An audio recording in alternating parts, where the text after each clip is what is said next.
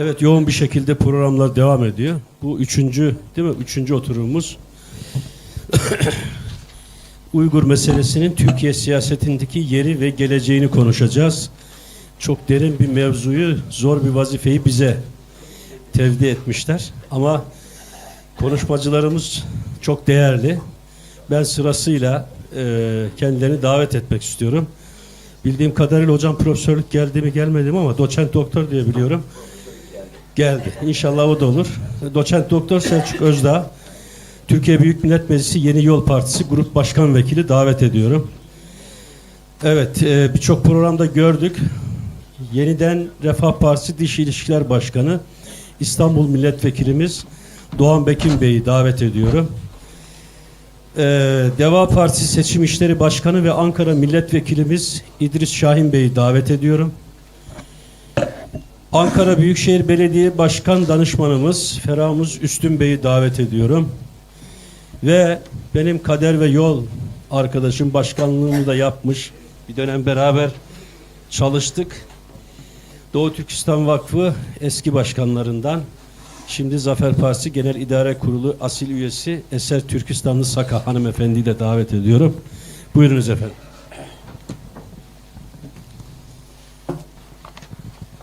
Vallahi ekip sağlam. Onun için sağlam konular konuşacağız. Bu arada affınıza sığınarak buradaki isim sırasına göre değil de sabahda geçince konusu da büyük bir alkış koptu. Benim rahmetli doktora hocam Profesör Abdülkadir Donuk derdi ki, Allah rahmet eylesin, derdi ki bir davanın başarılı olması için 20 erkek varsa 21 kadın olmalı en az. O yoksa o dava başarılı olmaz diyordu. Bunun için konuşmacılarımızın da affına sığınarak burada bir pozitif ayrımcılık yapalım. Konuşmacılar arasında tek kadın konuşmacımız Eser Hanım'a ilk sözü verelim. Uygun mudur efendim? Peki. Çalışıyor mu bu? Evet Ömer Hocam, teşekkür ediyorum pozitif ayrımcılığınıza. Ama şöyle bir şey var, Türk dünyasında, Türklerde zaten atalarımızdan gelen, biz öyle öğrendik. Kadın erkek yan yana, omuz omuza, ne biri önde ne biri arkada.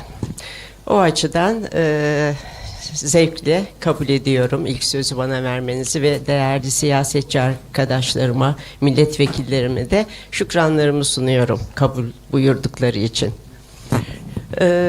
Bugünün anlamına binaen söylemek istediğim şey var.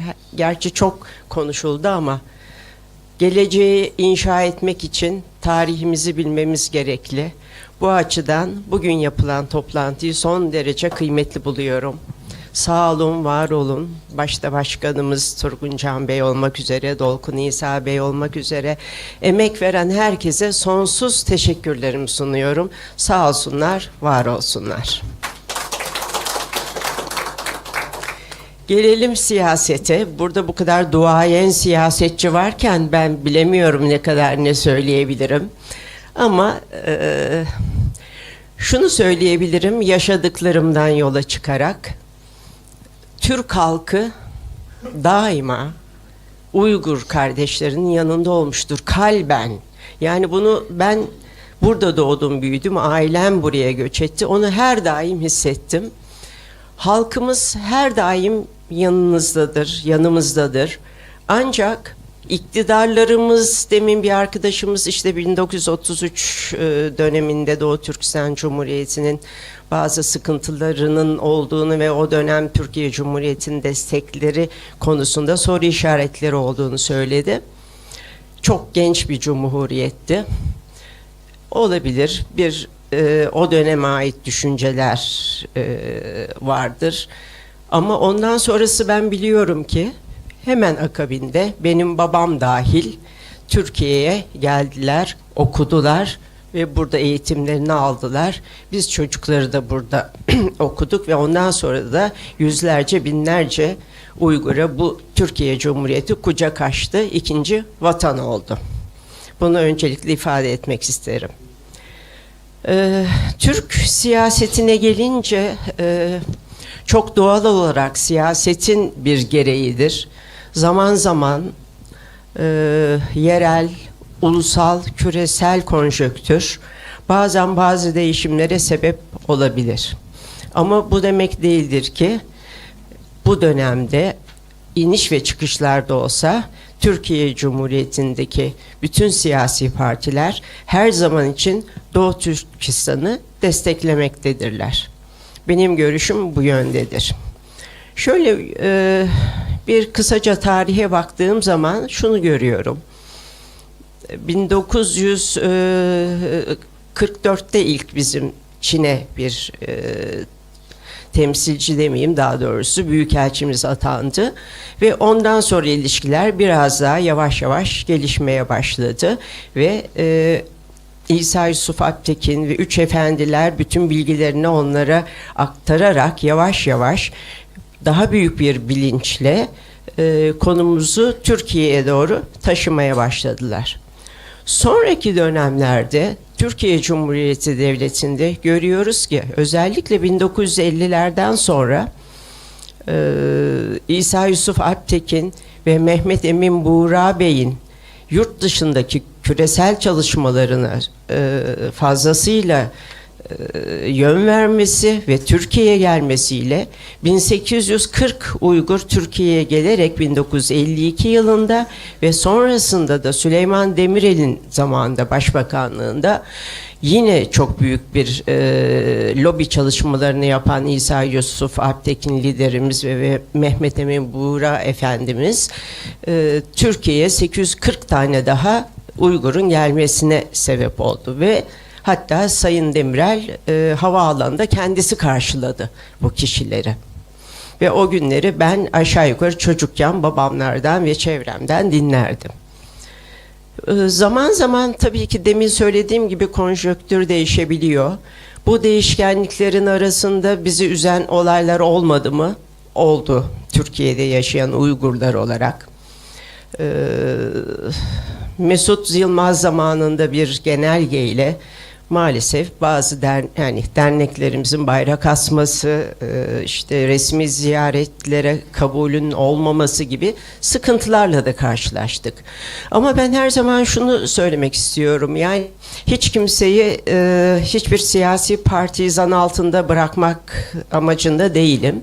Hepsinin gönlünden geçen eminim ki Doğu Türkistanlara yardım etmektir. Ama içinde bulundukları konjonktür belki onu gerektiriyordur.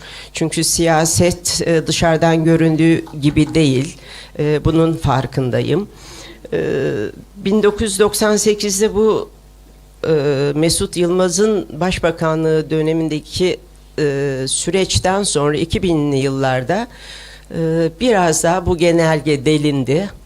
Yavaş yavaş 2000'den sonra tekrar biz Doğu Türkistanlıları olarak siyasette destek almaya başladık Türkiye'de.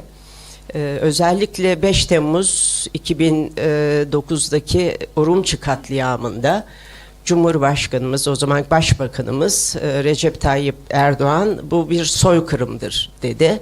Sağ olsun, var olsun. Epey de tepki almasına rağmen Çin hükümetinden bize desteklerini esirgemedi. Yani şunu demek istiyorum, siyasi partiler her dönemde desteğini esirgemiyor. Ama bazı olaylar ne yazık ki bunu gerektirebiliyor siyasette. Ama Türk halkının ve Türk siyasetinde biliyorum ki her kesim ve her parti gönülden desteklemek istiyor. Hissiyatları çok fazla. Şunu gözlemledim son 10 yıl içinde. Bunu ifade edip etmemekte tereddüt ettim önce ama görünen o.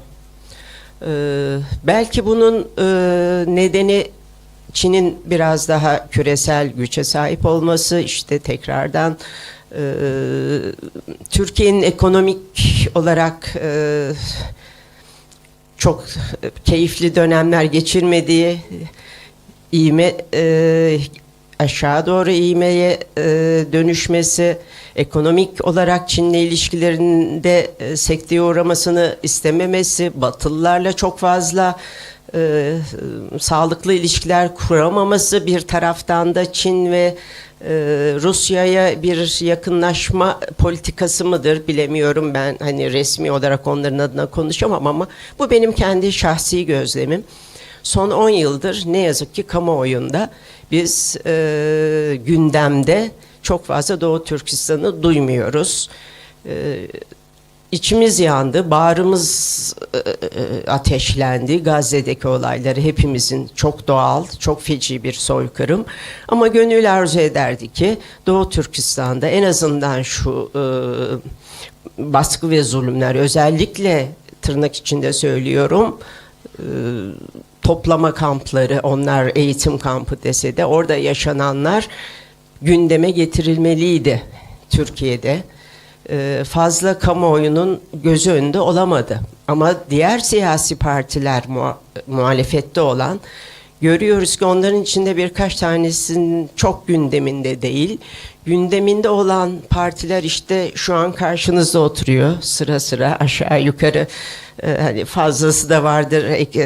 Deva Partisi, Yeni Yol Partisi, Yeniden Refah Partisi, Zafer Partisi, Milliyetçi ve Milliyetçi Muhafazakar partiler çok daha duyarlı bu konuda. Gündeme getirmeye çalışıyoruz. Her türlü toplantıya gidiyoruz. Hatta Ocak ayından itibaren bizim yaptığımız bir Zafer Partisi olarak da bir programımız var. Sırf Doğu Türkistan'ı anlatmak üzerine bütün il ve ilçelerde. Ancak yeterli olarak kamuoyunda bunu seslendiremiyoruz. Daha doğrusu televizyonlarda bunda bir ekonomik bütçe gerektiriyor. Duyuramıyoruz. Bunun için biraz iktidar olmak gerekli diye düşünüyorum. Evet. Biraz gözüme baktınız, çok mu konuştum?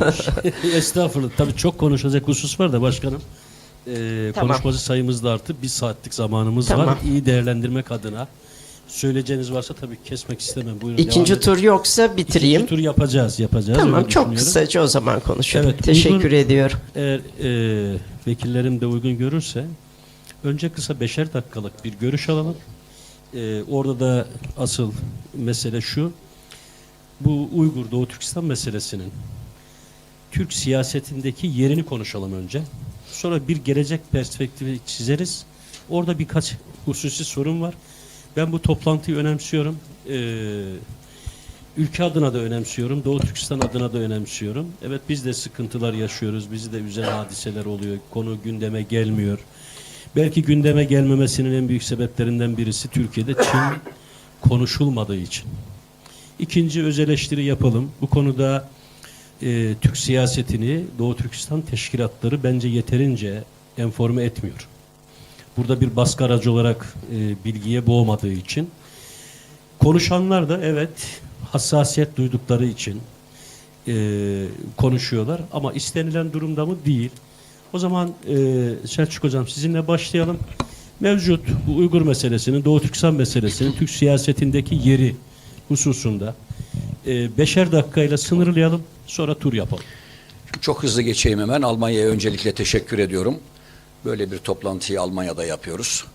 İkinci olarak şunu söylemek isterim. Çocukluğumdan beri 17 yaşından itibaren Türk dünyası ile ilgileniyorum. Ve Türk dünyasının tüm liderleriyle tanışmak istedim.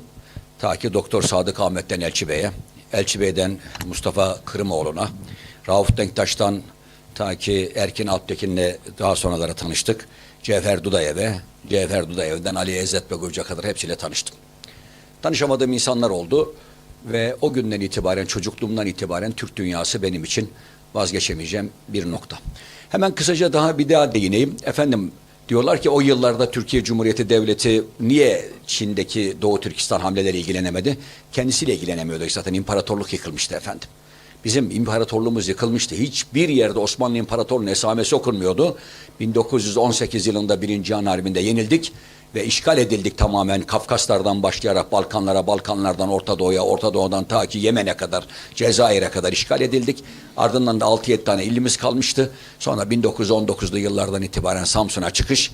Samsun'a çıkışla beraber 1920, 21, 24, 23, 24 ve yeniden bir devlet kuruş. Devlet kurduktan sonra ağır ağır da Türk dünyasıyla ilgilenmeler başladı.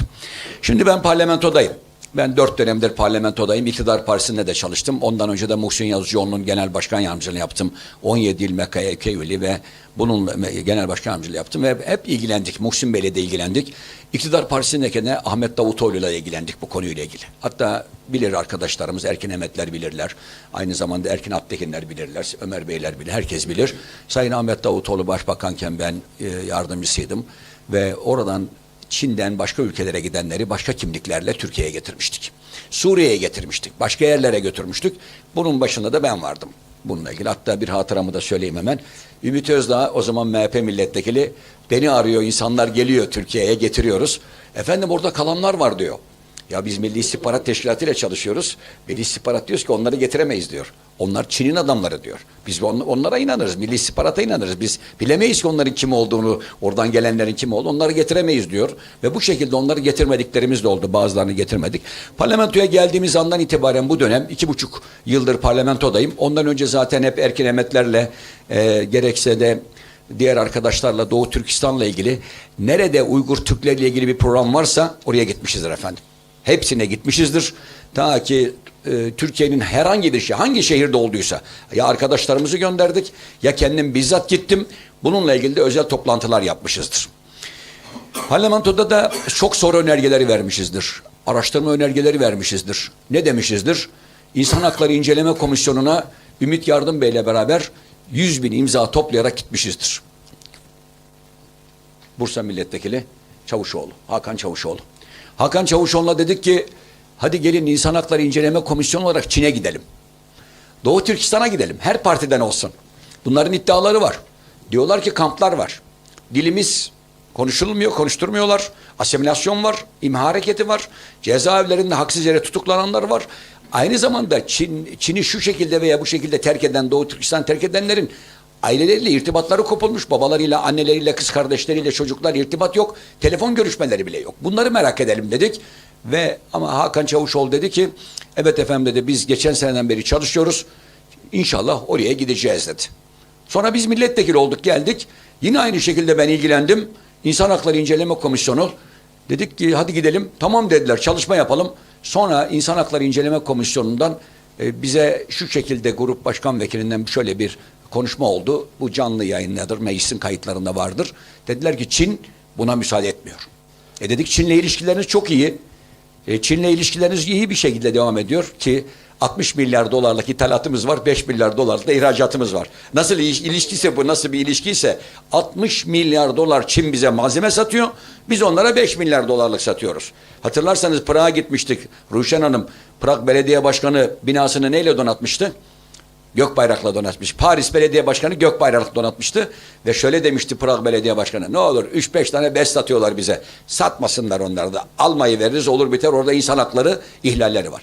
Efendim çok fazla uzatmayayım sözümü. Çin'le Amerika'nın bir kavgası var burada. Nedir? Çin diyor ki Amerika ve Batı dünyası bunu istismar ediyor diyor. Yalan söylüyor diyor. Ben gelişiyorum ya diyor. Tamam biz de dönüyoruz hemen Çin'e diyoruz ki aç kapılarını. Buraya sivil toplum kuruluşları gitsin, buraya gazeteciler gitsin, siyasetçiler gidelim ve orada görelim.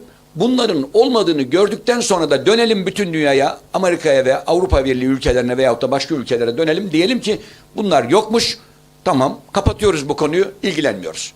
Ama Çin bu kapıları açmadığın sürece, buralara bizim girmemize izin vermediğin sürece bu senin üzerinde bir yafta olarak kalır.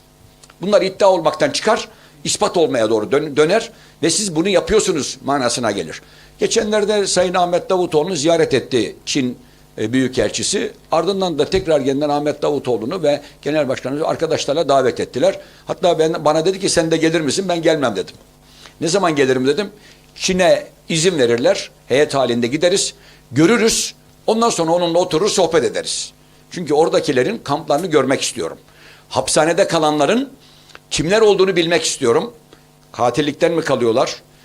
Gasptan mı, hırsızdan mı, siyasi nedenle mi kalıyorlar? Dosyalarını bilmek istiyoruz biz bunların. Öyle Çin'in dediği afaki şeylerle bunlar terörist, bunlar işte efendime söyleyeyim örgüt falan demeleri hiç önemli değil. O dosyaları görmek istiyoruz. O dosyaları bütün Batı'nın Türkiye'ye dahil olmak üzere bütün hukukçuların açmalarını bekliyoruz dedim. O zaman gidebiliriz. Şimdi Mart ayında bizi davet ediyor Çin Büyükelçisi. Gideceğiz ama ben Ahmet Bey'e de söyledim. parlamentodaki muhalefet milletvekillerinin ve iktidar milletinin hepsini çağırsın. Kim gelmek istiyorsa gelsin, kim gelmek istemiyorsa gelmesin. Oraya gidelim ve bunu yapmış olalım. Şimdi Çin ne yapıyor? Filistin'i destekliyor. Amerika Birleşik Devletleri veya Batı'da Doğu Türkistan'daki insan hakları ihlallerini dile getiriyor değil mi? Bunu dile getirmiş oluyor. Efendim ikisi beraberce nerede bir insan hakları ihlalleri varsa beraberce müdahale etmeleri gerekiyor. Nasıl ki Çin'e ambargolar konulduysa, konulmadı mı? Kanada koymadı mı? Japonya koymadı mı? Ekonomik ambargolar koydu. Aynı zamanda soykırımı İngiltere tanımadı mı? Mahkeme dedi ki orada bir soykırım var dedi. Aynısını bütün bu mahkemelerin hepsinin Filistin'de de olduğunu kabul etmeleri gerekiyor. Biz parlamentoda bunu dile getirmeye devam edeceğiz. En son vermiş olduğum önerge şöyleydi efendim. Ve Dolkun İsa ile Rabia Kader'in Türkiye'ye gelmesi talebinde bulunduk. Dolkun İsa 2 ülkeye gidemiyor. Dünyanın her yerini geziyor ama 2 ülkeye gidemiyor. 1 Türkiye'ye giremiyor. 2 Çin'e giremiyor. Türkiye'ye giremiyor ve Çin'e giremiyor. Ve Türkiye'deki mahkemesini de takip ettim ben. Kendisiyle beraberdik, arkadaşlarla beraberdik. Daha doğrusu kendisi gelememişti. Havalanda tekrar yeniden geri gönderilmişti.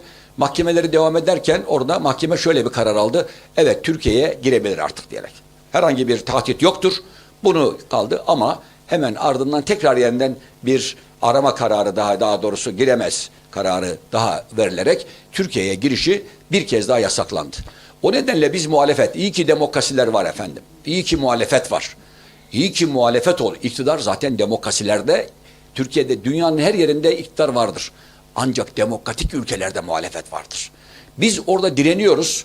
Araştırma önergelerimizle, soru önergelerimizle, genel görüşme taleplerimizle, meclisteki konuşmalarımızla veyahut da basın toplantılarımızla beraber o zaman hükümet diyor ki tamam bu konu hassasiyet arz ediyor. Demek ki ben oy kaybederim buradan. O zaman ben de bu arkadaşların dedikleri noktasında bir hassasiyette ben göstereyim istiyor. İnşallah bizler üzerimize düşen görevi, Doğu Türkistan bizim ata yurdumuz. Yani Kaşgarlı Mahmud'un diyarı ve ardından oradan bu tarafa doğru göç ettik. Oradaki insanlarla ilgilenmek mecburiyetindeyiz. İkinci beşte de inşallah diğer onlara temas edeyim. Çok teşekkür ediyorum. Kusura bakmayın böyle 5 dakika meclisteki gibi oluyor. Mikrofon kapatılmıyor ama. Evet biz herhalde meclise göre biraz daha demokrat olduğumuz için. Evet. Mikrofon kapatılmıyor. Evet. Şimdi Doğan Bekim vekilimden şu mevcut durumda Türkiye'deki Uygur davası, Uygur problemi, Doğu Türkistan davası hususunda bizlere ne paylaşmak istersiniz? Gelecek perspektifini sonraki bir turda yapacağız. Şimdi Türkiye'de tabii mevcut iktidar yaklaşık 24 yıldır ülkeyi yönetiyor. Ve flotal bir politika izlemediği ortadadır. Konjonktürün şartlarına göre hareket ediyor. Birleşmiş Milletler Güvenlik Konseyi'ndeki 5 ülkedeki dengeyi de korumak durumundadır. Çünkü biliyorsunuz o da değişkendir. O nedenle bu ister istemez Doğu Türkistan politikasını da derinden etkilemektedir. Şimdi son yıllarda tabii ister istemez Türkiye dış borç batağındadır. Şu anda faizini ödeyebilmek için büyük bir çaba içerisindedir ve Türkiye büyük bir ambargo uygulanıyor. Özellikle Amerika Birleşik Devletleri tarafından, Avrupa Birliği ülkeleri tarafından. Avrupa Birliği ülkeleri de elbette ki Yunanistan ve Güney Kıbrıs Rum kesiminin etkileriyle hareket ediyor. Doğu Akdeniz'de adeta Türkiye'yi ablukaya almış durumdadırlar. Ondan sonra Ege Denizi'nde keza mevcut sorunlar yaşanıyor ve adaların silahlandırılması, Dede Ağaç dahil birçok silah yığınağının yapılması elbette ki bunları belli bir amaca yönelik olarak yapmaktadır ve Türkiye'nin burada çok dikkatli bir dış politika uygulaması gerekiyor. İşte bu nedenle Türkiye hükümetini fazla biz şey yapmamak istiyoruz, eleştirmemek istiyoruz. Çünkü dış politika konusu tamamen farklıdır. Partiler üstüdür. Onu çok iyi değerlendirmek. Hükümeti bir tarafa bırakarak Tabii. meselemiz gerçekten Tabii, bunu değerlendirmek hassasiyet eden evet. Uygur davası, Tabii. Uygur sorunu, Uygur soykırımı. Ona geleceğim Evet. şimdi. Şimdi tabii Çin özellikle bunu fırsata çevirmiş durumdadır. 60 ülkede en kritik noktalarda yatırımlar yapmaktadır. Kuşak ve Yol projesi kapsamında ve Türkiye'de en çok bundan nasibini alan bir ülkedir. Ve Türkiye Çin'e karşı artık belli bir sorumluluk taşıyor gibi görünüyor bu durumda. 2009 yılında Sayın Cumhurbaşkanı Başbakan iken Çin'in uyguladığı politikaları soykırım olarak açıkça ifade ediyordu.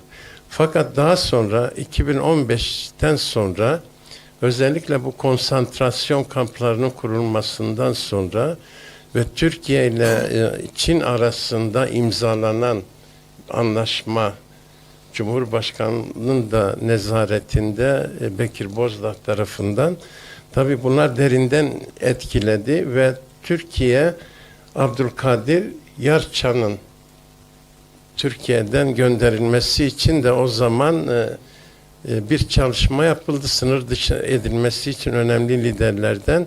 Fakat kamuoyunun baskısı geri adım atılmasına neden oldu. Burada tabii bu borç diplomasisi çok büyük bir rol oynuyor ve Türkiye temkinli bir politika izliyor. Bu Türkiye Doğu Türkistan politikasında geri adım atıyor anlamını taşımamaktadır.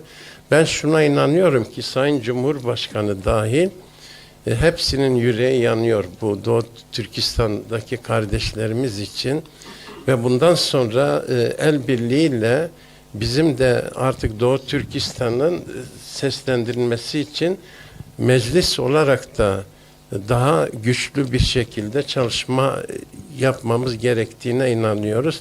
Yalnız şöyle bir ricam olacak. Türkiye'ye herkes belli bir sorumluluk yüklemeye çalışırken burada yanlış anlamayın beni. Uygur Kurultayı'nda şu anda konuşuyoruz. Bizimle görüşme yapmak isteyen Uygur Türkleri randevu istiyorlar bizden. Diyorum ki hangi sıfatla şey yapacaksınız? Diyor ki ben Cumhurbaşkanıyım. Birisi daha çıkıyor Cumhurbaşkanıyım. Ondan sonra tabii artık yeknesanlık sağlanması gerekiyor. Biz söyledik zaten şimdi. Tabii. Erkin Bey'e söyledik. Evet. Erkin Attekin Bey'e biz İdris Bey'le gidince bir dernek kuracağız. O başbakan ben Tabii. Cumhurbaşkanı. Kısa yoldan olmanın Yani şu anda Dünya Uygur Kurultayı yavaş yavaş artık sürgündeki hükümete doğru dönüşüyor. İnşallah temennimiz bir an önce bu sürgün hükümetinin oluşturulması ve burada uluslararası platformlarda daha güçlü olarak Doğu Türkistan sorunu dile getirilebilir. O zaman çok rahat bir şekilde ülkeler de sizin tezlerinizin arkasında durabilir. Fakat sadece kurultayla sizin arkanızda durmalar aşırı imserlik olur. Ben 40 senenin üzerinde bir zamandır dış politikayla ilgileniyorum. Erbakan Hoca'nın da diplomasi çalışmalarında hep yanındaydım. O nedenle bu hassas dengeleri çok iyi izlediğim için bunu rahatlıkla ifade ediyorum. Dış politika çok hassastır, günübirliktir, bazen değişkendir. Bakınız bir Suudi Arabistan'la ilişkilerimiz bozuldu, şimdi iyi bir düzeye geldi. Bir bakıyorsun başka ülkelerle keza aynı şekilde, Birleşik Arap Emirlikleri'yle, Körfez ülkeleriyle şimdi ayrı bir evreye giriyor. Onun için burada sadece iktidara değil, asıl iktidarı harekete geçirecek olan muhalefettir. Biz burada bir avuç insanız. Değerli burada bulunan milletvekilleri, bir de Ay Yüce Hanım, sizin sesiniziz mecliste. İnşallah bunun daha da çoğalması için bizlere de bir görevler düşüyor. Ve bunları yaptığımız zaman iktidarı da çözüm yolunda daha güçlü adımlar atmaya teşvik etmiş olacağız. Vekilim, ikinci turda bunu konuşalım. Evet, İdris Şahin Bey'den mevcut Doğu Türkistan'ın ve Uygur meselesinin Türkiye'deki siyasi durumu arzu edilen durumda mıdır? Neler yaşanıyor? Bununla ilgili bizi bilgilendirirseniz seviniriz. Ömer Hocam, öncelikle çok teşekkür ediyorum. Ben tabii ki muhalefet medyasında Selçuk Bey ile birlikte en fazla ekranda görünen isimlerden biriyim. Ama ben davet edilirken aynı anda Selçuk Bey olunca diyorum ki Selçuk Bey bizim abimiz, bizim gönlümüzden geçenleri zaten söylüyor. O yüzden o davetliyse bizim burada bulunmamıza gerek yok diye çoğu zaman da sayı artması bizi motive ediyor. çoğu zaman da o ekranda mümkün mertebe aynı programda olmuyoruz. Gerçekten bu konuya çok derin çalışma yapan, uzunca yıllardır sizlerle birlikte yol yürüyen bir abimiz Selçuk Bey. Aynı şekilde Doğan Bey de dış işlerinden sorumlu. Ben kendim, özellikle kendimi bir ifade edeyim ki ben partimin Adalet Bakanlığı ve İçişleri Bakanlığı'ndan sorumlu ismiyim. Yani İçişleri ve Adalet işim. Pek dış işlerinde fazla bir çalışmam, çok fazla bir etkinliğim söz konusu olmadı. Ancak şunu özellikle ifade edeyim ki son Ankara'daki toplantıya Feramuz Bey ve arkadaşlar marifetiyle davet edildiğimiz günden bu yana Doğu Türkistanlı lobi faaliyetlerinin ne aşamada olduğunu takip ediyorum. Ciddi anlamda bunları irdeliyorum. Ve bugün geldiğim nokta itibariyle de size özellikle şunu söyleyeyim. Tabii yemekten sonra belirli bir motivasyon düşüklüğü herkeste olabilir. Ama şimdi vereceğim örneklerle inşallah ben bu motivasyonumu da biraz ayağa kaldırabilirim. Bakın şu görüntüyü Türkiye'de Doğu Türkistanlılar, yani bizim gönül coğrafyamızın baş tacı ettiğimiz isimleri olmadan, yani Uygurlar olmadan asla bu görüntüyü yan yana bulamazsınız. Eser Hanım parti olarak bizimle hemen hemen, biz biraz daha fazla liberal bir dünya görüşüne sahibiz. Onlar milliyetçiliğin en ucunda olan siyasi partiler. Hadi liderlerinizle beraber yan yana gelin, bir ortak paydada birleşin deseniz kolay kolay birleşemeyeceğimiz siyasi bir gelenekten geliyor. Ve şimdi geldiğimiz noktada bakın burada Eser Hanım'ın da ifade ettiği gibi iktidarı muhalefeti hiçbir ayrım yapmaksızın Türkiye'de herkesin ortaklaşa mutabakata vardığı tek bir konu vardır: Doğu Türkistan ve Uygur Türkleri. Bundan yani en ufak bir tereddütünüz olmasın. Yani iktidar muhalefet ayrımı yapmaksızın ifade ediyorum. Biz iktidarda da bulunmuş, şu anda da muhalefette siyaset yapan isimleriz. Farklı düşüncelerimiz olabilir, farklı görüşlerimiz olabilir. Ama iş Uygur Türklerine geldiğinde, Doğu Türkistan'a geldiğinde, Gazze ve Filistin'e geldiğinde Türkiye Büyük Millet Meclisi tek yumruk olur. Ve oradaki açıklamalarımızın tamamı, fezlekelerimizin tamamı, doğru mudur abi, herkesin imzasıyla gerçekleşir. Kolay kolay siyasette iktidar muhalefet yan yana gelemez. Kendi maaşları olsa bile yan yana gelemez. Onu da özellikle söyleyeyim. Çünkü komisyonda imzalarlar, genel kurul aşamasına gelince ya ana muhalefet ya da yavru muhalefetlerden birisi der ki biz buraya imza atmak istemezdik der, geri adım atar. Ama iş Doğu Türkistan ve dediğim gibi Gazze ve Filistin konusuna gelince yek vücut milletçe hep beraber oluruz. Bir diğer husus Ömer Hocam. Şimdi Cuma bizim toplanma günlerimiz değil mi? Her Cuma'da. Ben şahsen Cuma hutbesinde hoca Gazze'ye, Filistin'deki mazlumları anıp da Doğu Türkistan'ı anmazsa caminin içinde bile olsam müdahale ederim. Çünkü Doğu Türkistan'daki yaşayan soydaşlarımızın neler çektiğini çok net dile görüyoruz. Bu nedenle iktidar olsun, diyanet olsun, mümkün mertebe her Cuma Doğu Türkistanlılar Anadolu'daki soydaşları, kardeşlerinin kalbinde olduğunu biz orada hissettiriyoruz. Her Cuma'da. Müminin buluşma adresi olan Cuma günü Doğu Türkistan'da mazlum coğrafyada eziyet gören, Çin'in zulmü altında ezilen o kardeşlerimize oradan hayır duayı gönderiyoruz. Milletçe bunu özellikle ifade etmekte fayda var. Şimdi değerli arkadaşlarımız ifade ediyor. Zaman zaman konjektürel olarak yakınlaşmalar, uzaklaşmalar olabilir. Gündeme alıp gündemden biraz geri bırakma olabilir. Cenab-ı Allah kimseye çekemeyeceği yük vermezmiş arkadaşlar. Şu anda sizin çektiğiniz bu ızdırabın temelinde gerçekten bunun sonunda size vaat edilen muhteşem bir geleceğin ben var olduğuna inanıyorum. Aynı şekilde Türkiye Cumhuriyeti'nin de iktidarın kendince öncelikleri olabilir. Zaman zaman dediğim gibi Çin'le münasebetlerinde ciddi anlamda ileri adımlar olabilir. Ben şimdi kendimize bakıyorum. 5 yıllık bir siyasi hareketiz. Türkiye'nin en genç siyasi partilerinden birisiyiz. Soru önergesi vermişiz. Özellikle suçların iadesi anlaşması Çin'de 2020 yılında imzalandığı an demişiz ki o günkü Dışişleri Bakanı Mevlüt Çavuşoğlu'na, siz bunu nasıl gerçekleştirebilirsiniz? İdam cezasının olduğu, işkencenin olduğu Çin'le uluslararası bir sözleşmenin altına nasıl imza atarsınız? Biz buna karşıyız demişiz, bir lobi oluşturmuşuz. Ve iktidara bir sonraki turda özellikle ifade edeceğim 10 maddelik tavsiye de bulunmuşuz. Yine basın toplantılarıyla Doğu Türkistan'daki Uygurlu kardeşlerimizi Türkiye Büyük Millet Meclisi'nin gündemine taşımışız. Ama dediğim gibi marifet iltifata tabi. Siz kendi derdinize dertlenmeden bir başkasının sizin derdinizi anlaması, onu dinlendirmesi, gündemde tutması mümkün değil. Ben aynı şeyleri Türkiye'deki bazı özellikle yargı camiasında tanınan bilinen bir isim olmam sebebiyle işte KHK mağdurlarıydı, diğer hususlarda pek çok konuyu gündeme getiriyorlar. Onların panellerine de davet ediyorlar. Diyorum ki hiç kusura bakmayın. Siz şöyle ateşe yaklaşmadan, hafif ısınmadan siyasilerin yanmasını bekliyorsanız aldanırsınız diyorum. Önce kendi derdinize kendiniz mutlaka sahip çıkacaksınız ve sonrasında da başkalarının somut adımlar atmasını onlardan bekleyeceksiniz. O yüzden ben buradan çok şeyler öğrendim 2 gündür. Onu özellikle ifade etmek istiyorum.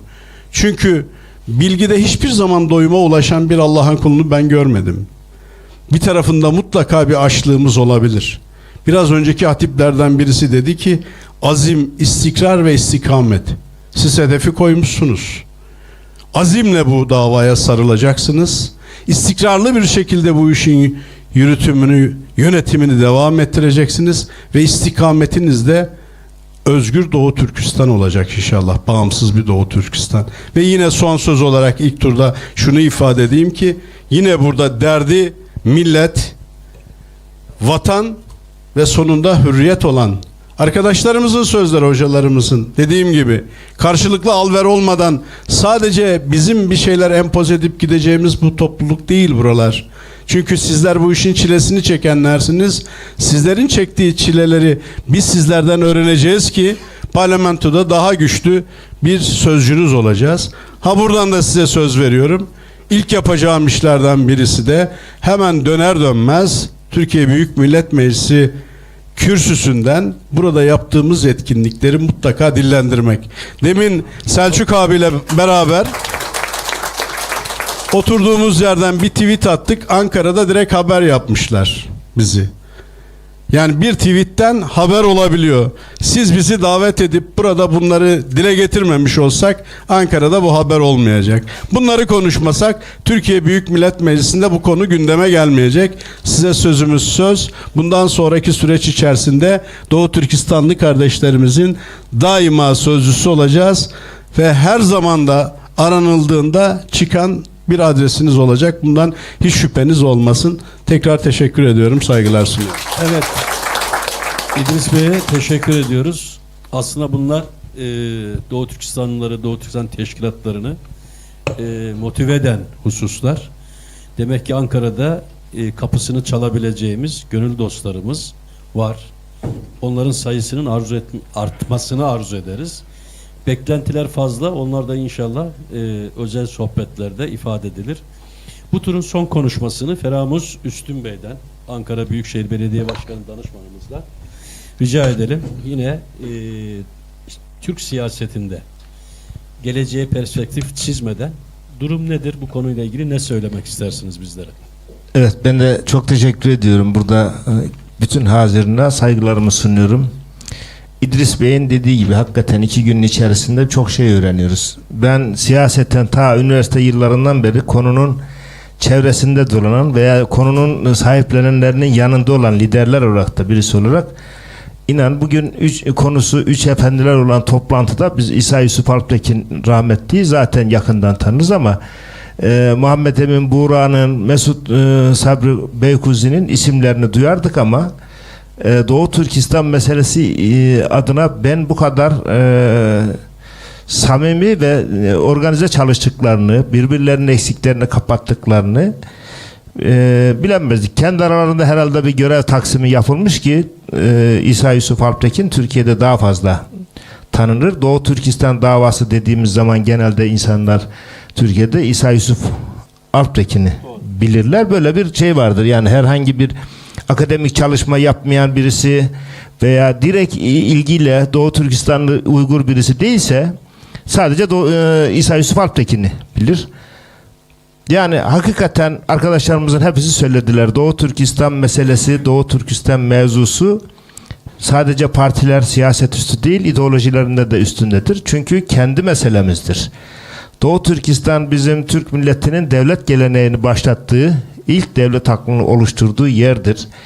Devlet adamlarıyla, bilim adamlarıyla bizim kendi yerimizdir. Yani Doğu Türkistan'da eğer Doğu Türkistanlılar bir şey kazanacaksa bizim kendi kazanmış olmamız demektir. Bu Türkiye'de herhangi bir Türk'ün, Doğu Türkistan Türk'ün her kazanımı Türkiye'deki, Anadolu'daki Türk'ün kazanımıdır. Dünyanın dört bir yerindeki, yanındaki Türk'ün kazanımıdır. Şimdi dün arkadaşlarımızla şimdi aklıma geldi. Gittik işte büyük bir milletin mensubu olmak, güçlü bir milletin mensubu olmak insanı iftihar ettiriyor. Dün kahve içmeye gittik. Bostanlı birisi ısrar etmemize rağmen dördümüz de ısrar ettik. Kahve parasını ödettiremedik. Yani onun için şu var, yani bu bizim hepimizin Doğu Türkistan'daki İsa Yusuf Alptekin'in de, Fatih Sultan Mehmet'in de, Mustafa Kemal Atatürk'ün de hepsi bizim adımıza o hesabı ödemişler. Israr etmemize rağmen o hesabı ödeyemedik. Onun için biz ne kadar güçlü olursak dünyanın dört bir tarafındaki Türkler de, hatta bütün mazlumlar da o kadar güçlü olurlar. Yoksa bu şahsi meselelerimizi bir tarafa bırakmamız gerekir ve bırakılıyordu hakikaten. Yani ticari dengeler açısından bazen Çin'le devleti yönetenlerden bazı kesimler veya ataması yapılmış olan büyükelçiler falan farklı davranabilirler ama denge gözetmek için. Ama Anadolu'daki bütün milletin gönlünün dengesi her zaman Doğu Türkistan'daki kardeşleriyle alakalıdır. Zaman zaman bu olur. İç siyasette de olur. Hatta Uygur hareketinin içerisinde de ufak tefek fikir ayrılıkları falan da olabilir. Keşke olmasın diyoruz ama bu oluyor. Olmasın desek de biz olacak. Onun için bütün mevzularda iktidarlar farklı düşünebilseler de konjüktürel olarak ama hangi insanla baş başa konuşursanız konuşun Doğu Türkistan meselesi gönlünün ta derinliklerindedir. Şu anda da İdris Bey'in de biraz önce söylediği gibi hakikaten normalde bir tavır var. Bir tavır derken Doğu Türkistan'a karşı değil, Çin'le ilişkilerden dolayı böyle bürokraside bir mesafe var. Bunu biz hissediyoruz. Bu Doğu Türkistan işte Erkin hocamlarla beraber bir program yaptığımızda da bunu Ankara'da da hissettik. Ama toplumdaki o baskı, o toplumdaki o ilgi, Doğu Türkistan'a olan muhabbet bir şekilde yansıyor. Hutbelerde Gazze ile beraber anılmak zorunda. Anılıyor artık açıktan. Türkiye Cumhuriyeti'nin Diyaneti. Çin de rahatsız bundan. Rahatsız. Çin'in her şeyden rahatsız olduğunu da biliyoruz. Yani Doğu Türkistan'la Uygurlarla ilgili yapılan her programı çok yakından takip ettiklerini şahitiyiz. Ama Hoca unutsa cemaat unutturmuyor. unutturmuyor. Yani cemaat unutturmuyor. Yani bizim eksiklerimiz böyle organizasyonda belki eksiklerimiz falan olabilir ama ben bugün burada arkadaşlarımızın olmasından dolayı ben de çok mutluyum. Diğer partilerin de büyük bir kısmı belki bütçe döneminde denk geldi. Yoksa onlar da gönülden burada olurdular ama yani şu var. Her türlü zulme bizim Anadolu insanı göğsünü gerer karşı durur ama kendi kardeşinin derdine de kendi derdi olarak görecektir. Bunu da Yani Doğu Türkistan'a sahip ol çıkıyorum diye Doğu Türkistan programına buraya geldik diye övüneceğimiz bir şey değil. Kendi derdimize sahip çıkıyoruz. Kendi meselemize sahip çıkıyoruz. Bu duyguyla baktığımız zaman birbirimize daha çok eksiklerimizi söyleyeceğiz. Karşılıklı eksiklerimizi söyleyeceğiz. Nasıl daha iyisini, daha mükemmelini yaparız? Daha düzgün nasıl olur? Bir gün hayal ettiğimiz gök bayrağın devlet olduğu bir Doğu Türkistan'a vize almadan kendi vatanımızmış gibi nasıl gideriz onun hayalini kuracağız diyorum. Ben herkese teşekkür ediyorum. Sağ olasınız. Evet, biz de teşekkür ediyoruz Selamus Bey. İkinci tur zamanda daralıyor. Onun için bu turu 2'şer dakika diye teklif edeceğim.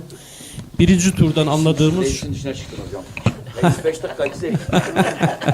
Önergelerde bile 3 dakikadan Evet. aşağısı yok. Bir Tamam. dakika ilavesi var. Dedik ya meclis öne geçirelim diyor. Orası milletin kalbi. Şimdi yok tabii ki ben 2 dakika diyorum, 3 dakika 5 dakika artık tercih sizlerin, ama bir yaraya parmak basıyoruz. Şu ilk turda gördük ki Türkiye'de kamuoyu siyasi parti ayrımı yapmadan herkes Doğu Türkistan meselesinin, Doğu Türkistan'daki soykırımın karşısında, bunun bilincinde ve ortak payda bu konuda buluşabiliyor. Siyasilerde, sivil toplum kuruluşları da. Bakınız şu anda bir kampanya başlattık. Bu İlhan Tohti müebbet hapiste. Onunla ilgili akademisyenler Türkiye'de oy kullanıyorlar. Sizi temin ederim.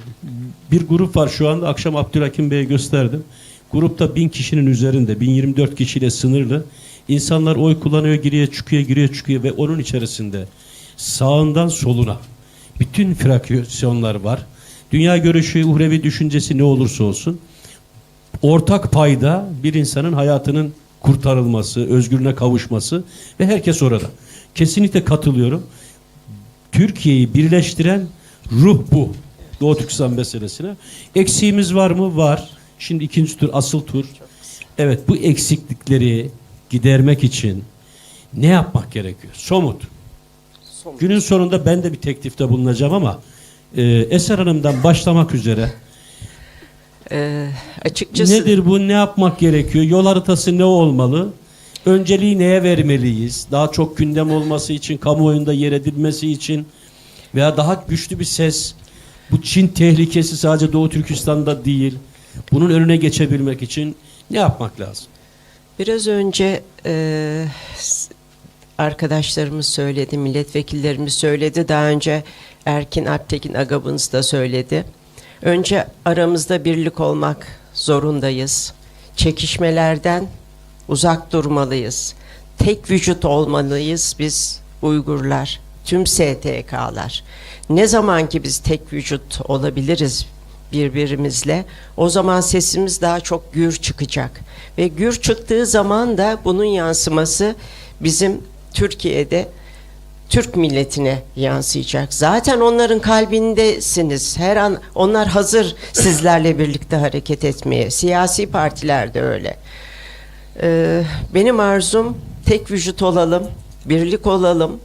Ama bunun yanı sıra da Türkiye'mizin son 10 yıl içinde bulunduğu ekonomik olarak sıkıntılardan bir an önce kurtulması için atılabilecek her türlü adımda iktidar muhalefet bir arada destekle bir çıkışa gidelim. Çünkü ne kadar güçlü Türkiye, o kadar Uygur halkına destek. Bu kadar kısaca. Sırasıyla devam edelim isterseniz. Evet, öyle gelelim. Sorumuz hepimiz için aynı. Mevcut durumu konuştuk. İyi tarafı var, eksik taraflarımız var. Ama bu problem, bu sorun, bu soykırım devam ediyor. Bunun daha görünür hale gelebilmesi, daha fazla taraftar bulunabilmesi, bilhassa siyasette bunun daha fazla gündem olabilmesi için ne yapmak gerekiyor? Eksiklikler konuştuk. Bunun üzerine ne yaparsak daha fazla bu mesele gündeme gelebilir. Bu konudaki düşüncelerinizi paylaşırsanız biz de sevinmiş oluruz. Bu konuyla ilgili başta Uygur sivil toplum örgütlerine çok büyük görevler düşüyor. Türkiye açısından bakacak olursak biz siyasetçilere de en az Uygur sivil toplum örgütleri kadar görev düşüyor. Biz ne kadar seslendirirsek daha güçlü bir şekilde konumlanmaları mümkün olacaktı. Biz kıymetli vekilimizle, başkanımızla ortak basın toplantısı yaptık ve gerçekten çok ses getirdi. Bu Doğu Türkistan konusundaki farklılığın olmadığını ortaya koydu. Şimdi hemen hemen Selçuk Başkanımızla bütün toplantılara katıldık Doğu Türkistan'ın. Japonya'ya kadar gittik. Burada şunu gördük. Yani burada aslında gücümüzü göz ardı etmememiz gerekiyor. Şöyle ki döndükten sonra bir baktım Çin Büyükelçisi benden randevu istedi. Bu olağan bir şey değil normalde. Evet. Bu gerçekten olağan bir şey değil. Meclise geldi.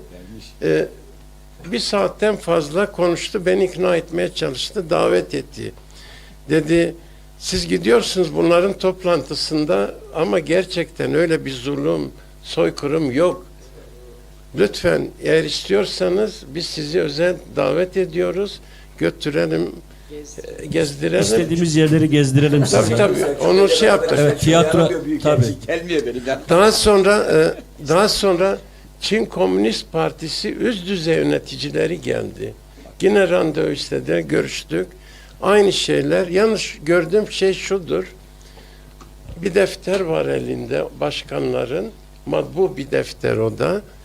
Soru sorduğum zaman o defteri açıyor. Kitap gibi oradan cevap veriyor. Kendi iradesini kullanamıyor. Daha sonra Dışişleri Bakan Evet, Dışişleri Bakan Yardımcısı geldi, görüşme yaptı ve Türkiye sorumlusu bir de onlar bölge bölge ayırmışlar. Onlar da 6-7 kişi geldiler böyle ziyarete. Bu bir yıl içerisinde 6-7 heyetle görüştüm. Belki dış ilişkilere baktığım için mi şey yaptılar bilmiyorum. Fakat şöyle bir durum var. O gün bugündür sürekli mesela benim durumu takip ediyor Çin Büyükelçiliği. Evet. Özellikle bunları şey yapıyor. Onun için eğer ki daha güçlü olursak inanın en ufak bir kıvılcımdan bile tedirgin oluyorlar şu anda. Demek ki daha güçlü bir şekilde ve tek vücut olarak karşılarında olursak inanın çok şeyin çözülmesi daha kolay olacak. Bu sadece Türkiye ve Doğu Türkistanlı kardeşlerimizle çözülecek bir konu değildir. Bu kuşak yol projesi üzerinde yer alan çoğu Müslüman ülkenin de artık ayağa kalkması lazım. Çünkü çatlak sesler de oradan da gelmeye başladı. Doğru. Yavaş yavaş sömürüyor. Kazakistan başta olmak üzere nüfus kaydırması yapıyor. Ve herkes orada yavaş yavaş Çin'in sömürgeci bir ülke olarak oraları etkileyeceğini görüyorlar. Ve geri adım atmak için hükümetleri üzerinde baskı kuruyorlar. Bunlardan yararlanmak artık mümkündür. Bu şekilde adımlar atılırsa, kompakt bir duruma gelirse Çin'in geri adım atmaması için hiçbir sebep kalmaz. Evet, Çok teşekkür ediyoruz. ederiz efendim. Selçuk Hocam, siz ne düşünüyorsunuz, ne tavsiye ediyorsunuz? Böyle bir yol haritası çıkarmak lazım hocam. Şimdi birincisi efendim Doğu Türkistan'da 30 milyona yakın bizim Uygur Türklerimiz, Kazak Türklerimiz ve Kırgız Türkler, daha çok Uygur Türkleri var. Onlara zarar getirmeyecek, onları çok fazla hedef yapmayacak ifadelere çok dikkat etmemiz gerekiyor. Birincisi şu, biz Çin'de bugün çok erken olduğunu düşünebiliriz. Biz Çin'de ayrı bir devlet yerine biz Çin'de insan hakları istemeliyiz. Birincisi bu. Yani bir Çinli hangi haklara sahipse aynı haklara anayasaları gereğince oradaki Türklerin de Müslümanların da veya başka ırkların da etnisitelerin de aynı haklarından faydalanmalarını istemeliyiz. Biz bunu söylemeliyiz. Biz insan hakları diye ilgileniyoruz buraya. Soydaşlarımızdan önce, dindaşlarımızdan, tarihtaşlarımızdan, gönüldaşlarımızdan önce insan hakları diyerek çıkmalıyız ki Batı dünyasında yanımıza alalım. Amerika dahil olmak üzere süper bir devlet, Almanya Avrupa Birliği'ni inşa etmiş vaziyette. Birincisi bu. Oradakiler kendi dillerini, kültürlerini, dinlerini nasıl yaşarlar insan hakları noktasında bunun üzerine bina etmeliyiz. Ve Çin'e de bu Batı dünyasını böyle yürüyerek Çin'e de ambargoları artırmanın yollarını araştırmalıyız. Ekonomik ambargolar Japonya'dan tutun da Avustralya'ya, Kanada'dan tutun Amerika'ya, Avrupa Birliği'nden Türk dünyasına ve İslam dünya, Arap dünyasına kadar bunu yapmalıyız. İkinci olarak şunu yapmalıyız Türkiye'de. İş öncelikle Türkiye'ye düşüyor. Türkiye bugün Türk dünyasının ve İslam dünyasının kalbidir efendim. Çünkü ana damar burasıdır. Amiral gemi Türkiye'dir efendim. İmparatorlukları biz kurduk. Ve bu topraklarda kurduk. Biz Selçuklu'yu da burada kurduk. Anadolu Selçuklu'yu da burada kurduk. Osmanlı'yı da kurduk ve devleti, Türkiye Cumhuriyeti Devleti'ni de burada kurduk. Ve göz bebeği onların. Hepsinin Türkiye büyük olursa, Türkiye demokrasini inşa ederse onlar da rahat ederler. Batı Trakya'dan tutun Doğu Türkistan'a, Kazakistan'dan tutun da ta Kıbrıs'a kadar her yerde rahat ederler. Aliya İzzet Begoviç'in olduğu yerlere kadar yani Bosna Herseklere kadar da rahat ederler. Demek ki Türkiye kendi içinde bütünlüğü sağlayacak. İktidar muhalefet. Muhalefet iktidarı sıkıştıracak. İktidar da buralarla akli olarak ilgilenmenin, dış politikada ilgilenmenin, kültürel olarak ilgilenmenin yollarını araştıracak. İkincisi bu. Biz parlamentoda bunu yapmaya çalışıyoruz. Yaptırıyoruz da iktidara zaten. Yaptırıyoruz. Üçüncü konu size düşüyor efendim. Sivil toplum kuruluşlarınıza düşüyor. Diasporanıza düşüyor. Nedir? Doğu Türkistan Uygur Kongresi'nin kurultayının diasporasına düşüyor. Ne yapacaksınız? Bir, ne diye yola çıkmışlar? Milli şuur diye yola çıkmışlar. Birincisi şuur demişler. İkincisi ne demişler? Siyasi hamleler demişler. O zaman siyasi hamleleri de milli şuurda siz inşa edeceksiniz. Kültürünüzü inşa edeceksiniz. Dilinizi unutturmayacaksınız, dininizi unutturmayacaksınız, halk oyunlarını, doppanızı unutturmayacaksınız, bayramınızı unutturmayacaksınız ve bunları mümkün olduğu kadar teknolojiyle beraber yapacaksınız. Ney? Sosyal medya. Ney? Sinemalar. Ney? Sportif müsabakalar. Neler? Bu dünyanın en ünlü sanatçılarına gidip anlatmalısınız Doğu Türkistan'ı. Yaşadıklarınızı en ünlü futbolcularına, en ünlü sanatçılarına, en ünlü tarihçilerine, en ünlü edebiyatçılarına ve en ünlü siyasetçilerine kadar kapıları çalmalısınız siz. Yani sizin diasporanızın bir dakika durmaması lazım. Bizi de çalıştırmanız gerekiyor.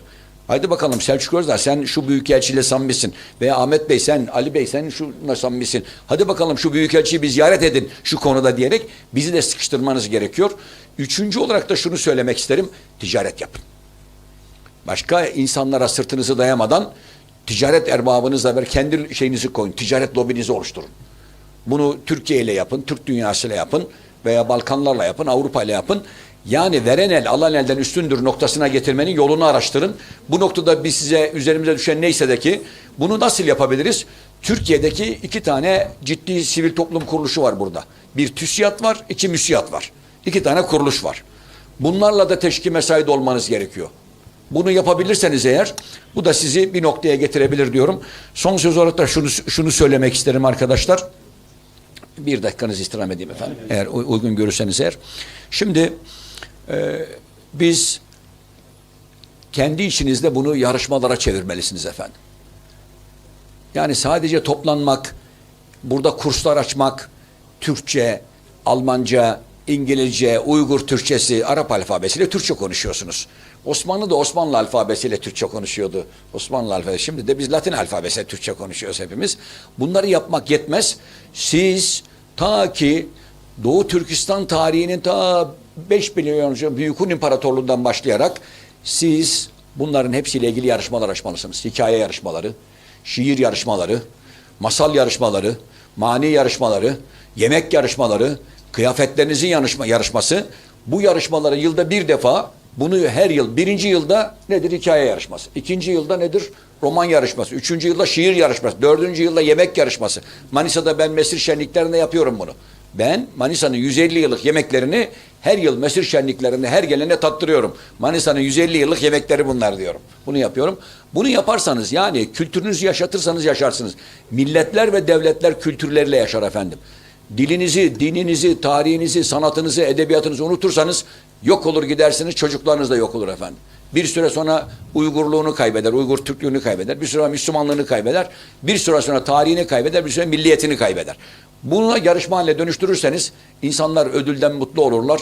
Marifet iltifata tabiymiş diyor. Teşekkür ediyorum, saygılar sunuyorum. İnşallah bu insan hakları konusunda hassasiyette durmaya devam edeceğiz. Ve ben 3 kahramana da Allah rahmet eylesin diyorum, onun arkadaşlarına da Ve Erkin Alptekin'e ve arkadaşlarına da bu yeni genç kahramanlara da Dolkun İsa'lara, Turgun Canlara, Ömer Beylere de Abdülcelil'e bütün hepsine Zünün Hanımlara, herkese, Zümrüt Hanımlara hepsine de hayırlı, sağlıklı ömürler diliyorum efendim. Efendim, Yaşasın teşekkür Türkiye, ediyoruz. yaşasın Doğu Türkistan. Evet, hocamıza teşekkür ediyoruz. İdris Şahin milletvekilimiz. Sorumuz aynı. Vekilim. Son derece net, zamanı da en iyi şekilde kullanmak adına şunu söyleyeyim. Öncelikle Doğan Bey'in ifade ettiği, yani bu organizasyonlar sonrasında Çinli Büyükelçinin olsun, diğerlerinin olsun temas kurmaktaki amacının bir tek şeyle izah edebilirsiniz. Çin kendini çok güçlü görebilir ama siz haklı bir mücadelenin neferlerisiniz. O yüzden de haklı olan daima güçlü olur arkadaşlar. Samimice Çin insan hakları ihlali gerçekleştirmemiş olsa, orada bir zulmün parçası olmamış olsa adım dahi atmaz. Ama kendi kabahatini gayet iyi bildiği için dışarıya karşı da mutlaka şirin gözükmek ve orada yapılan zulmü inkar etmek adına bu tür temaslarda bulunuyor. Dolayısıyla biz burada tavsiyelerde bulunacağız, değil mi? Somut tavsiye, çok netliğiyle ifade edeyim. Birleşmiş Milletler, Avrupa Birliği ve ABD başta olmak üzere uluslararası camianın gündeminde sürekli olarak bu konuyu tutmak. Sadece Türkiye'nin değil, Birleşmiş Milletler, Avrupa Birliği ve ABD. Niçin bunu ifade ediyorum? Her ne kadar Gazze meselesinde, Doğu Türkistan meselesinde arzu ettiğimiz uluslararası kurumlar adım atmasa da 2. Dünya Savaşı'ndan sonra hala bu resmi kurumların varlığına itibar eden bir kitle var. Ve insan hakları konusunda da ciddi anlamda çabalarda gösteriyorlar. O nedenle iflas eden ikircikli tutumlarına rağmen insan hakları konusundaki bu hassasiyetlerini göz önüne alınarak sürekli olarak bunu gündemde tutmak. Bir diğer hususta İslam İşbirliği Teşkilatı'na bu konuyu Doğu Türkistan'la alakalı, Uygur Türkleri ile alakalı bu zulmü daha net ifadelerle taşımamız lazım. Ben diyorum ya size, Selçuk abiyle beni aynı programa çağırmayın diye, TÜSİAD, MÜSİAD ikisini, MÜSİADçıyı orada görünce bu Çaykaralı uyanık abimizi istiyoruz ki biz bunu TÜSİAD'a da, Türkiye'deki MÜSİAD'ın genel merkezine de, TÜSİAD'ın genel merkezine de buradan gelen büyük bir heyetle, gerekirse içerisinde bizler de olmak kaydıyla bir ziyarette bulunup buradaki iş dünyasının önderlerine bu yapılan zulümleri anlatmak. Çünkü Çin genelde para ilişkileriyle, ticaret ilişkileriyle dünyanın gündeminde kalıyor. Dolayısıyla onların her biri gönüllü birer elçi olabilir. Bu tip bir gündemi her zaman taşıyabiliriz. Şunu özellikle ifade edeyim arkadaşlar. İktidar aslında muhalefetten çok daha güçlü eleştiriler bekliyor Doğu Türkistan konusunda. Çünkü elini tam açamıyor iktidarda olduğu için. Ama yüreği de el vermiyor Doğu Türkistan'da olup biten zulme. Ha bunları söylerken iktidar güzellemesi falan da yapıyor demeyin. Ha biz muhalefet adına buradayız ama bu ülke partiler üstü bir mesele ve ben bunu hissediyorum. Niye hissediyorum? Hem dışişlerinde eski büyükelçinizi, Çin büyükelçisini çok yakinen tanıyorum. Hem de diğer adımlarda bizim yapmış olduğumuz basın toplantılarından memnun olan iktidar çevrelerinde de çok ciddi isimlerin olduğunu biliyorum. Çünkü onlar belki bunu dillendiremez ama muhalefet olarak biz daha güçlü bir şekilde dile getirirsek bu konu sürekli gündemde kalır. Ne dememiz lazım? Bir kere buradan hükümete vazifelendirecek, muhalefet olarak dillendireceğimiz Türkiye ile Çin arasında imzalanan suçların iadesi anlaşmasını komisyondan derhal çekmelerini talep etmek. Çünkü orada bir zulüm var, bir işkence var ve bu komisyonda bekletilmesinin kimseye bir faydası yok. İkincisi, Türkiye'deki Uygur Türklerine tam bir hukuki güvence sağlamak. Çünkü oldukça ucuz vatandaşlık veriliyor, Türkiye Cumhuriyeti vatandaşlığı. Oysa bu bizim kendi soydaşlarımıza ne ücret ne hukuki güvencenin çok daha güçlü olması. Uygur Türklerinin toplantı ve gösteri yürüyüşü haklarını ihlal edilmemesi Türkiye'de. Seslerini duyurmalarında zorluk çıkartmamak. Bu demokratikleşme paketinde alt komisyon başkanıydım ben. Toplantı ve gösteri yürüyüşleri Türkiye'de anayasal bir hak. Sadece bildirim yükümlülüğü var ama son dönemlerde özellikle Uygur vatandaşlarımıza toplantı ve gösteri yürüyüşlerinde zorluklar çıkartıldığını biliyoruz. Bunların bir an önce sonlandırılması gerektiğini, yine ülkedeki her türlü hukuksuzluk ve zulüm karşısında vicdanlı olmaya ve uluslararası platformlarında da bu Çin'in tutumunu vicdana davet etmeye icbar etmek durumundayız. Ve yine zorunlu kısırlaştırma, zorunlu kürtaj, zorunlu doğum kontrolü ve çocukların ailelerinden koparılması da dahil olmak üzere zorunlu nüfus kontrolü önlemlerine karşı kadın hareketlerini mutlaka ayaklandırmamız lazım. Türkiye'de kadınlar şu anda çok güçlü arkadaşlar. Onu özellikle söyleyeyim. Olması gereken de bu zaten. Onun için biz kadınlara karşı Orta Asya'dan bu yana çok farklı bir önem atfediyoruz. Çünkü bizim kadınlarımız her zaman erkeğinin arkasında, yanında, önünde, bir adım önde olmak durumunda ve bu zorunlu kısırlaştırma, zorunlu kürtaj ve doğum kontrolü gibi hususlarda kadın dernekleri son derece önemli. Mesela en son 11. yargı paketinde infaz düzenlemesi var. Bir tek istisna kadına karşı şiddet. Kadının cinsel istismarına ilişkin hususlar 3-5 tane hanımefendi Sayın Erdoğan'a bu konuyu açınca Sayın Erdoğan talimat verdi. Komisyonda bunlar istisna tutuldu. O yüzden bu konuları gündemde tutabilirsiniz. Sanatçılar üzerinden, basın üzerinden bu konular çok daha fazla köpürtülebilir. Yine Çin'in politikalarına karşı demokratik ilkelerde oluşan işbirliğine katılım çok önemli. Çin'in zulüm politikalarından vazgeçmesi için çağrıda bulunmak ve insanların gözaltında tutulduğu yerlerde işkence ve ihlallere son vermesi, Sincan'da ve Çin'in diğer bölgelerinde yaşayan Uygurlara ve diğer dini ve etnik azınlık gruplarının mensuplarına karşı yürütülen zulme son verilmesi hususunda Çin'e karşı tam bir tutum sergilenmesi. Burada da insan haklarını öne çıkartarak Selçuk Bey'in ifade ettiği gibi sadece Uygurlara değil, Çin'in kendi uhdesinde bulunan her bir bölgede insan hakları ihlalini zirveye çıkarttığını fazlasıyla dillendirerek son olarak da şunu söyleyeyim. Uluslararası güçlerle birlikte Türkiye olarak gücümüzün yettiği diplomatik, hukuki ve her türlü katkıyı vermeye hazır olduğumuzu ilan etmek, Türkiye Cumhuriyeti olarak da bunlara önderlik etmek, bu işlerin bir paydaşı olma noktasında biz kamuoyu oluşturmak durumundayız. Yine ifade ediyorum, burada nasıl bunları söylüyorsak ilk fırsatta bunları da Türkiye'de gündeme getirmek ve değerli Eser Hanım'la burada karşılaştık. Bu işin omuzlayanlarından, yük çekenlerinden biri olduğunu soy ismiyle birlikte de gösterdiği için parlamentoda yapacağımız ilk basın toplantısında hiç olmayan bir şeyi gerçekleştirelim. Selçuk Bey'in başkanının hepimiz oradaki basın toplantısında şöyle bir gövde gösterisinde bulunalım. Diğer siyasi partileri de çağıralım. Bu arada orada bir basın toplantısına öncülük edelim inşallah. Bugünün en güzel teklifi buydu. Onu ifade etmeliyim. Efendim son olarak zamanımızda çok açtık. Ferhamuz Bey, efendim siz neler, tabii belki vekillerimiz kadar rahat değilsiniz ama sizin de birkaç teklif... Niye? Benim vekilliğim var. Ben de rahatım. Yani. Şimdi mevcut olan için söylemiştim. Yok. Şimdi ben sadece şunu söyleyeyim. Evet, insan hakları falan diyebiliriz, şunu diyebiliriz, bunu diyebiliriz ama bu dünya maalesef çok da büyük değil. Herkes kimin ne olduğunu biliyor. Kimsenin insan da umurunda değil. Tamam mı?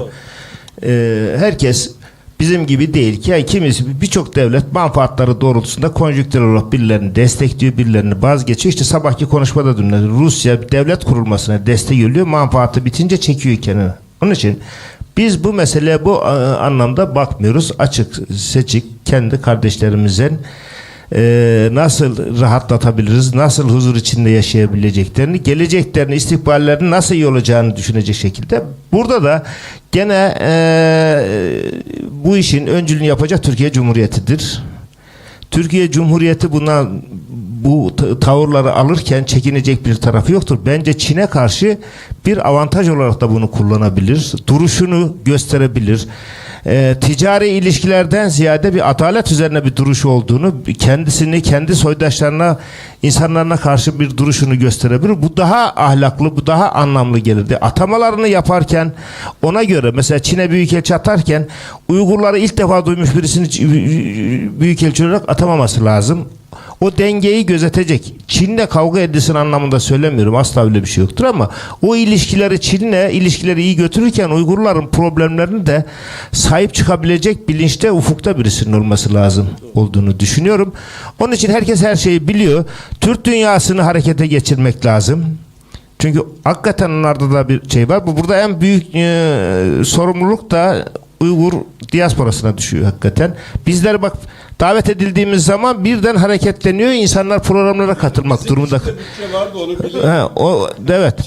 Şimdi siyasetçilerimiz rahmetli Başbuğ'un döneminde biz ocaklarda yetişmiş birisi olarak o zamanlardan öğrendik. Yoksa biz çok fazla memleketin büyük bir çoğunluğu Uygurlar meselesini sadece kardeşi, Müslüman kardeşi olduğu için bilir. Yoksa meselenin özünü falan bilmek durumunda değil, bilmez de. Geçen sosyal medyada gördüm. Birisine Türkiye Cumhuriyeti'nin Cumhurbaşkanı kim diyor? Tayyip Kılıçdaroğlu diyor. Bu kadar siyasetten uzak insanlarımıza Uygur meselesini anlatamayız. Onun için biz meseleyi diri tutacağız. İşte rahmetli Muhsin Başkan döneminde çok ilgilenirdi. Muhsin Başkan'ın meşhur bir sözüydü, şeye düşmüştü. Böyle sosyal medyada düşmüşlüğü vardır. İşte yanı başımızdaki acılarla ilgilenirken kendi kardeşimizin acılarıyla uzak kalınca onu demişti. Eğer Doğu Türkistan eğer Müslüman diyorsanız oradakiler de Müslüman diye. Türk dünyası eğer Türk arıyorsanız oradakiler de Türk. İnsan hakları dediğimiz insan hakları savunucuları insan diyorsanız Doğu Türkistan'dakiler de Türk. Ama bizim görevimiz onların neyi eksik yapıp neyi fazla yaptığından ziyade biz kendi görevimizi yapmalıyız diyorum. Bu programda emeği geçen bütün arkadaşlarımıza son söz olarak teşekkür ediyorum. Sağ olasın. Evet, biz de sayın vekillerimize, siyasi parti temsilcilerimize teşekkür ediyoruz.